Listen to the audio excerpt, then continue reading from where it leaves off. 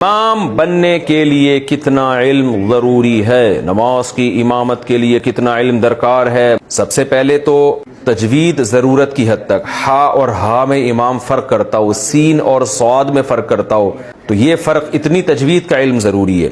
Number 2، امام کو موٹے موٹے سجدہ سہو کے مسائل آتے ہوں، طہارت کے مسائل آتے ہوں۔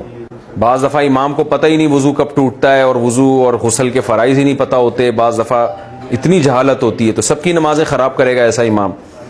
تو وضو اور طہارت کے موٹے موٹے مسائل آتے ہیں، وہ کپڑا کیسے پاک کیا جاتا ہے، کتنی ناپاکی معاف ہے، کتنی ناپاکی قابل معافی نہیں ہے، تو یہ موٹے موٹے مسائل طہارت کے، اور پھر سجدہ سہو کے موٹے موٹے مسائل، کون سی غلطی سے سجدہ سہو ہوتا ہے، کون سی سے نہیں ہوتا۔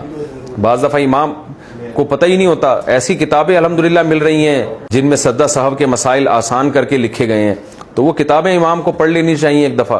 اکثر امام کیا کرتے ہیں کہ فرض کی تیسری اور چوتھی رکعت میں سورہ فاتحہ کے بعد غلطی سے قرات کر لیتے ہیں، تو پھر سجدہ سہو کرتے ہیں، حالانکہ فرض کی تیسری اور چوتھی رکعت میں اگر سورہ فاتحہ کے بعد تلاوت کر بھی لی تو سجدہ سہو واجب نہیں ہوتا اس سے۔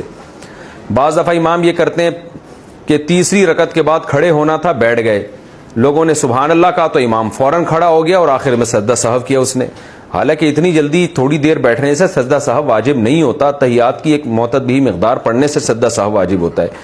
تو اس طرح کی غلطیاں ائمہ کر رہے ہوتے ہیں، چونکہ سجدہ سہو کے مسائل معلوم نہیں ہوتے تو وہ پڑھ لینے چاہیے۔ بہشتی زیور جامع رشید نے جو چھاپی ہے تسہیل بہشتی زیور کے نام سے، اس میں بہت آسان کر دیا، تو وہ سجدہ سہو کے مسائل ائمہ کو چاہیے وہ دیکھ لیا کریں وہاں سے۔